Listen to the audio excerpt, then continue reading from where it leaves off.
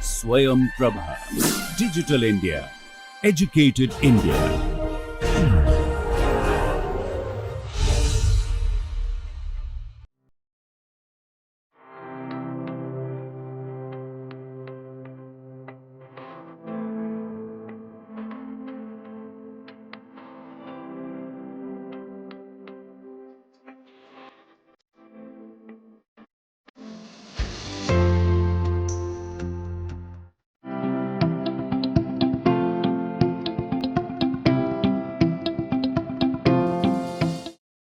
Hello. So welcome to this astrochemistry course, and we are now in lecture 18.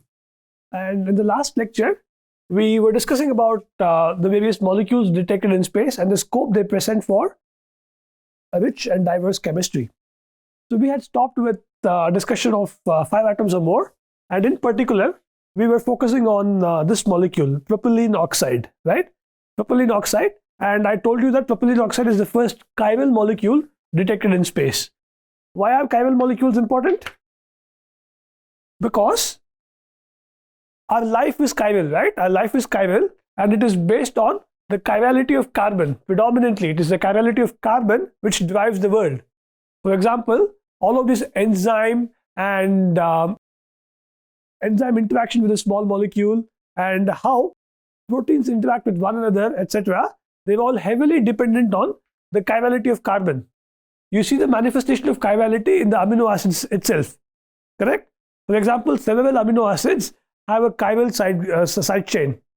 I mean, sorry, not a chiral side chain, but you have an amino acid, and because I'll rather write it down. Example of chirality in amino acids. You have something like NH2, CO2H, and R and H. So as long as R is not equal to H, that is barring, like glycine, right? Barring glycine, for all the other amino acids, you have a chiral carbon right here. Okay. Now this wavy bond just tells you that the chirality could be manifested as either of the enantiomer. I don't care about what particular enantiomer. I'm just telling that, hey, there is some enantiomer that I'm talking about. And what are enantiomers? They are mirror images of each other. These are all common chemistry parlance from your high school or college. So I'm not going into great detail about them, but chirality is important in nature, and it was the first chiral molecule to be detected in space. In which year? Well, it was not too long ago. It was only in 2016. Okay. So we are barely, talking about a concept in interstellar chemistry, which is just 6 or 7 years old, or maybe 8 years by the time this video reaches you folks. Okay. So it's barely 6 or 7 years old, and this concept is extremely critical to our life itself. So I want you folks to take a minute to grasp the importance of the idea of chirality, and that chirality can exist even in space. Okay, so a molecule which is chiral has been detected even in space. I must also tell you a note. Okay, see, now I'll draw a better representation of this structure so that I can highlight the chirality. I'm going to be using the shorthand notation I discussed in the last class. So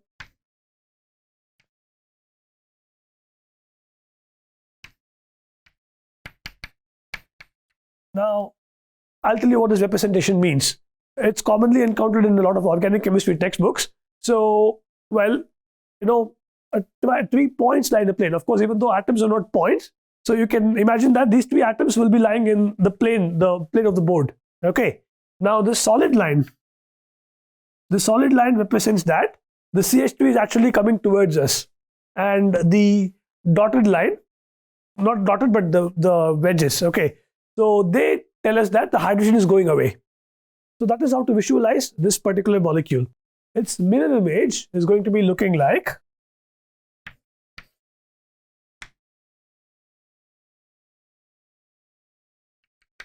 its mirror image, right, is going to be looking like, okay, That's it.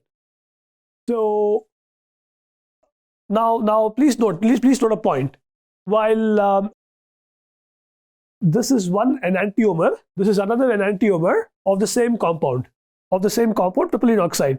So as far as life on Earth is concerned, and as far as biochemistry is concerned, it is not just sufficient that a chiral molecule is detected. You should have, let's call this like enantiomer 1, and let me call this enantiomer 2. Okay, right? Note that propylene oxide itself is chiral. Okay, I mean, chiral propylene oxide has 2 enantiomers even in D2. Okay, but the point is that will exhibit chirality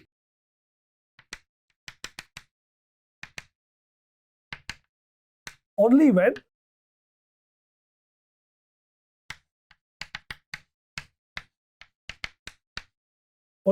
the concentration of your E1. Okay, I mean, I'm using the same notations. I'll put a subscript over here. It will exhibit, chirality. That is, it will rotate the plane of the polarized, rotate the plane of the plane polarized light. Okay, if only one of the mirror images or one of the enantiomers is higher in concentration. But in the ISM itself,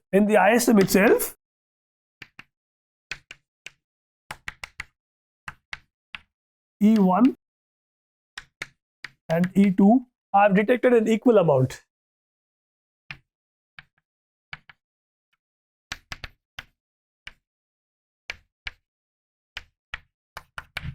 What was the important point? Well, how did they know you detected in equal amount? Because the propylene oxide actually detected, right, was found to be overall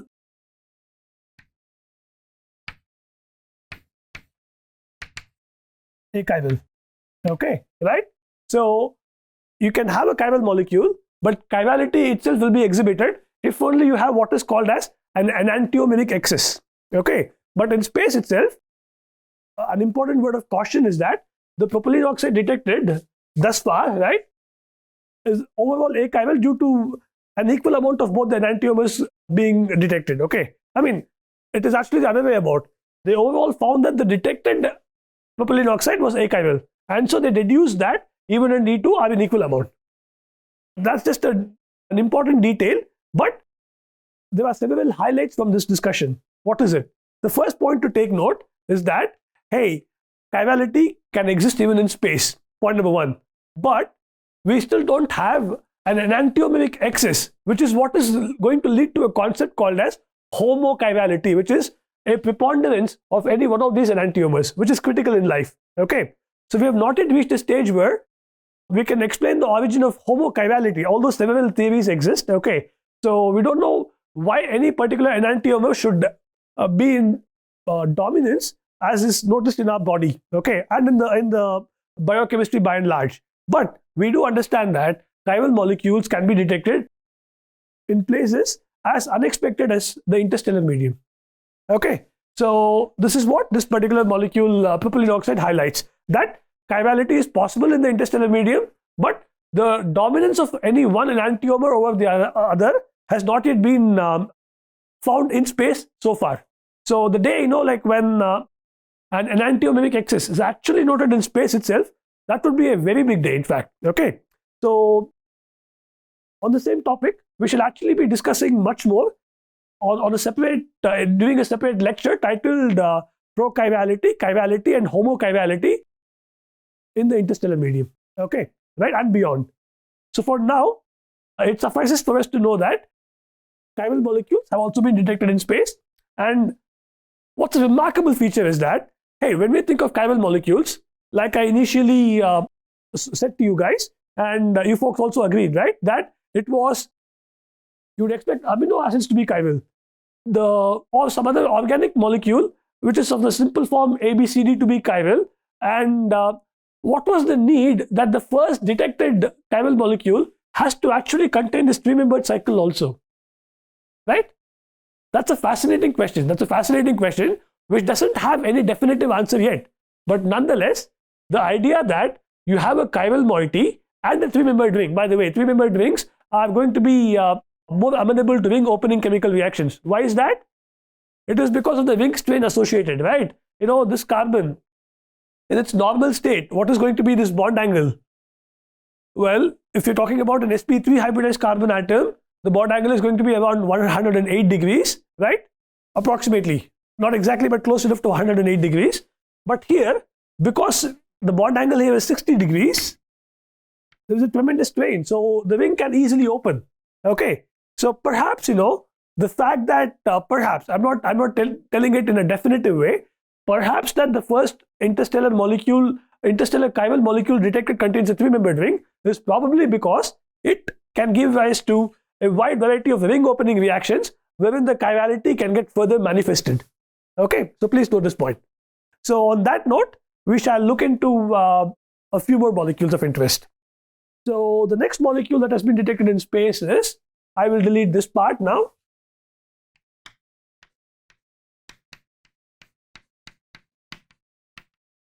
You recall the connection. What is this molecule called, by the way? This is, of course, the famous urea.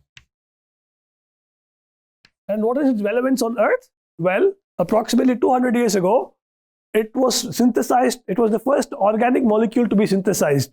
There was a notion prevailing on Earth that organic molecules could only be obtained from living organisms, living or dead organisms, living or once living organisms. Okay, but I think it was Euler, sometime in the 1800s somewhere. Okay, he synthesized urea from, if I'm correct, ammonium cyanate, and disproved the idea that not all organic molecules need to be obtained from living matter. That was a very predominant theme present back then, which was completely shattered, and this paved the way for the whole idea of synthesis in chemistry. Okay. Now that said, the same molecule has also been detected in space. Do you also see a structural resemblance between urea and formamide? Well, it is one H replaced by an NH2.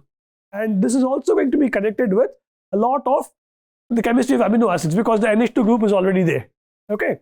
So urea is yet another molecule that has been detected, and that can participate in a wide range of chemistry in space. The next set of molecules rather, are going to be probably, I'm not sure about the numbering scheme, so let me just double check. Okay, so propylene oxide was perhaps 6, so this should be 7. Correct me if I'm wrong. And this is 8. Okay, so the 8th example that I'm going to give you is that of N-propyl alcohol. Okay, this is CH3, CH2 twice OH, and isopropyl alcohol.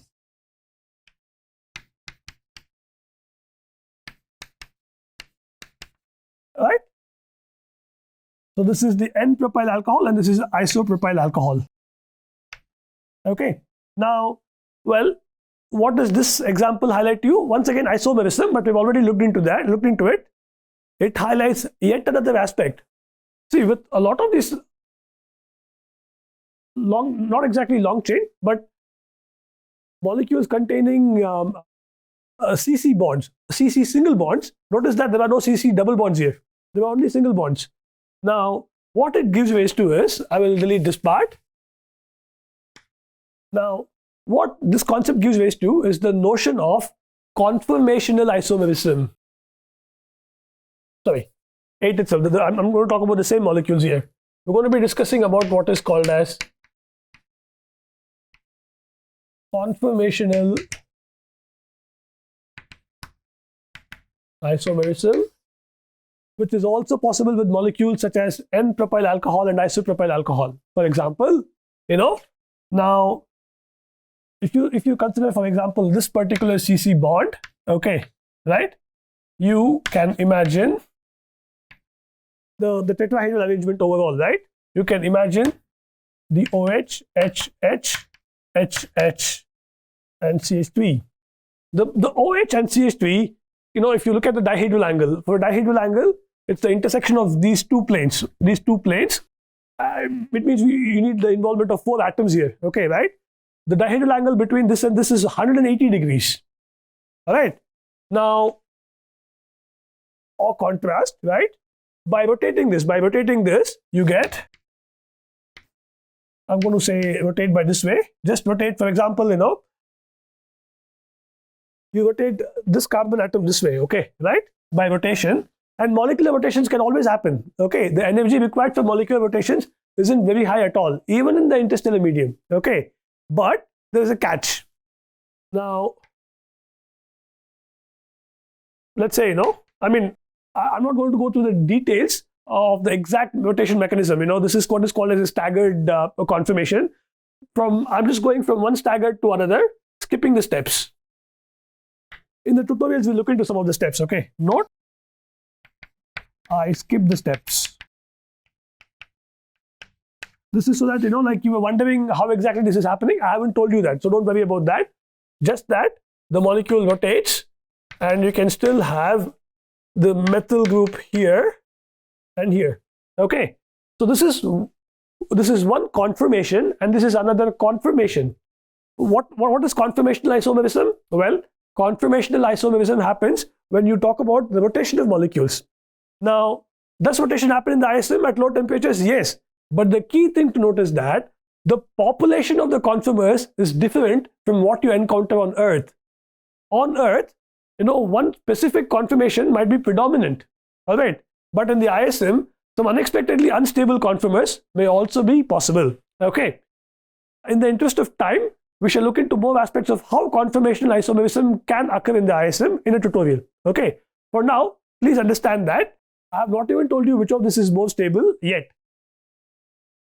There's a reason for it, okay? But please note that isomerism due to simple rotation of CC bond is also possible in the ISM, and molecules containing only the alkane moiety or only like long chain alkyl moieties such as these, they illustrate it, okay? So conformational isomerism in the ISM is also a likelihood, all right? So we'll now move on to what our next molecule is going to teach us. Okay, so the next molecule we shall be looking into are molecules such as this.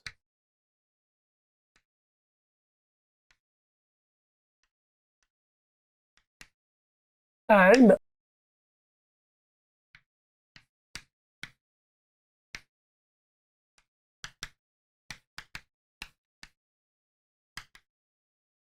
so each edge represents a carbon atom.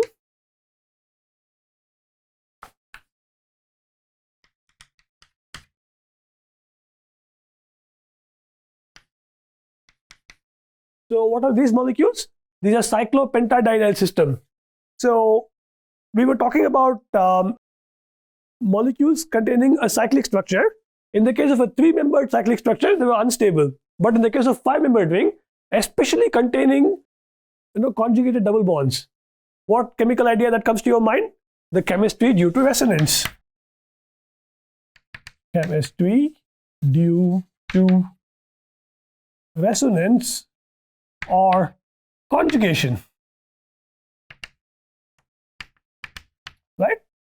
This particular moiety, right, is what is called as a conjugated system, where you have a double bond, 2 double bonds separated by a single bond in general, okay? So such molecules have also been detected. So they tell you that the chemistry of cyclic molecules and that of conjugation is also possible, especially in a molecule such as this, for example, right? Once this hydrogen goes away as a proton, right, you have very interesting aromatic chemistry happening. This is what is called as a cyclopentadienyl anion system once a proton is removed. So and what is aromaticity? You should all know by now. It is nothing but extended conjugation, right? It's the idea of extended conjugation. So then the chemistry of aromaticity is also possible, okay? And in fact, an even better illustration than this molecule for the concept of aromaticity would be what? It would be benzene, right? And indeed, benzene has also been detected in space. So benzene has also been detected in the ISM.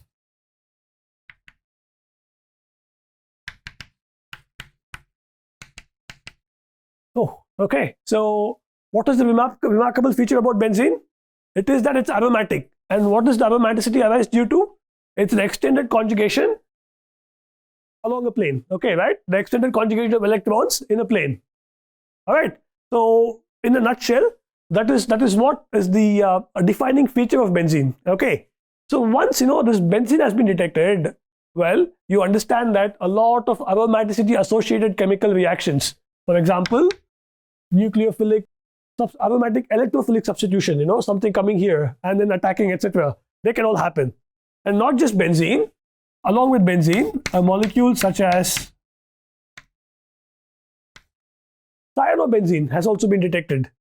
Well, you may just say, okay, well, there is a lot of CN molecule around. We saw from the diatomics, and there is benzene. So by just the replacement of a hydrogen with CN dot, we can form benzene. But the key idea with the detection of cyanobenzene is that you have the possibility of unexpected nucleophilic addition also. That is, for example, the presence of cyanide here, right, can stabilize a negative charge here. Okay, so with just benzene, the chemistry was mostly limited to predominantly the chemistry of benzyne intermediates or that of aromatic substitutions, electrophilic substitutions. But with CN, with the detection of CN, yet another reactivity channel is opened up in the ISM. And if I'm correct, this is a very latest detection. Only in 2022 that people have detected this cyanobenzene. Now, what is the next molecule of interest? Well, the next molecule of interest is, can you guess? We're going along the lines of resonance and extended resonance in conjugation, and it's going to be even further extension in the form of polyaromatic hydrocarbons. We're just going to call them PAHs. Okay, right? It's basically nothing but multiple units of benzene repeating together, or the multiplying unit being slightly different from benzene itself, as we shall soon see. So what's an example of what are examples of polycyclic aromatic systems? For example, you have for example, so this is called as cyanonaphthalene. Okay, this is called as 1-cyanonaphthalene, and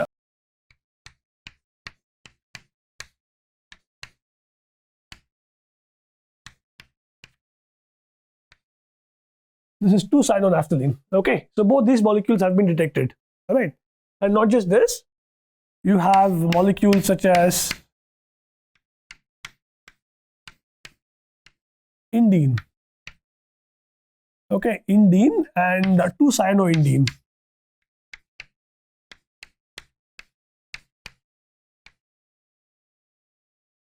So such molecules have also been detected. And what is the beauty with these polycyclic aromatic hydrocarbons? Well, we have the extended aromaticity extended over multiple rings. And not just that, they can undergo what is called as pi stacking. We shall look into it either towards the end of this class or the next class as to how these molecules actually participate in reactions through various weak interactions. Okay.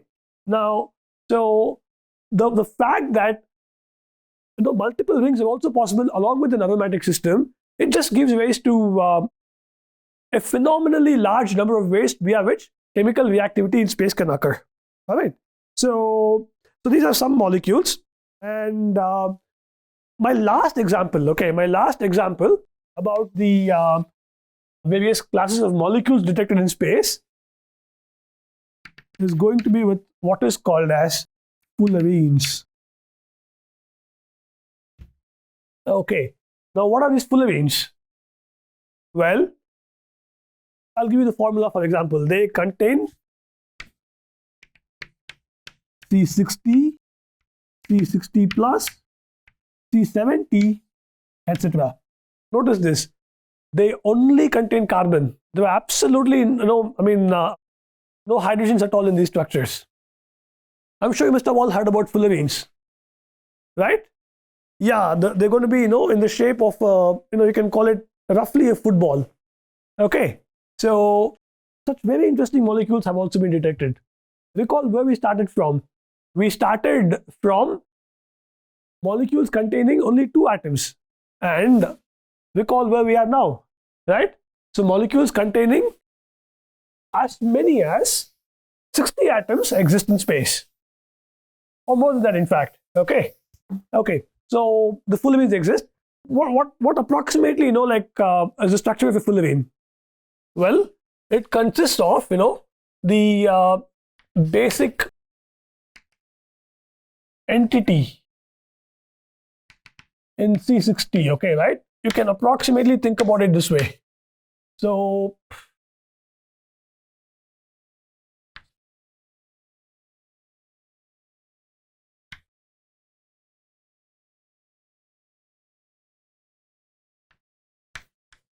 I'm just making sure that the balance is satisfied. Okay.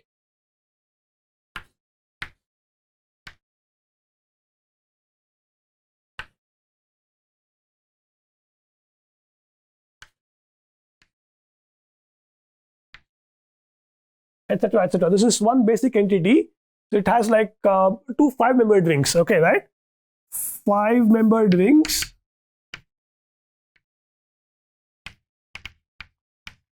Along with a combination of 6-membered rings plus 6-membered rings, such that there are no hydrogens and each carbon is actually trivalent or like tri-coordinate. For example, if you have a double bond, right? So this structure keeps extending, and due to ring strain, when you put together this assembly of 5 and 6-membered ring, to minimize steric repulsion, there happens a steric curvature. Okay. So due to this curvature, you eventually get a football-shaped molecule. Roughly speaking, a football-shaped molecule. Isn't it fascinating? Now, because it's completely carbon, only carbon, right? Have you all heard about the various allotropes of carbon?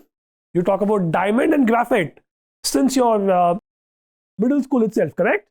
So likewise, similar to diamond and graphite, these fullerenes have also an allotrope of carbon. Okay, so it's amazing that in space you find in ISM allotropes of carbon have been detected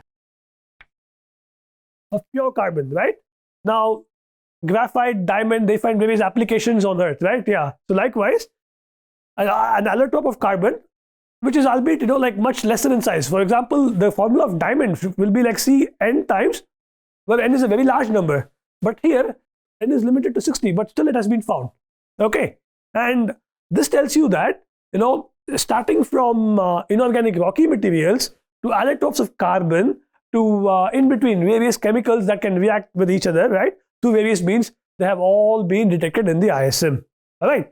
So we have now come to a stage where we have discussed in a systematic and detailed way about the various possibilities that molecules detected in the ISM lead us to so far. A natural question should be arising in all our minds. It is that, okay, well, as an instructor, I have been talking about this molecule has been detected, that molecule has been detected, here is the structural identification, this, that, etc. But we're not talking about identifying them in the lab. We're talking about identifying them in the interstellar medium, right? Which we are very far away from, correct? So how exactly do we detect these molecules? All right. How exactly do we detect these molecules? What are the experimental techniques and what are the limitations in them? These interesting facets will be discussed in our next lecture. On that note, I thank you all. Thank you.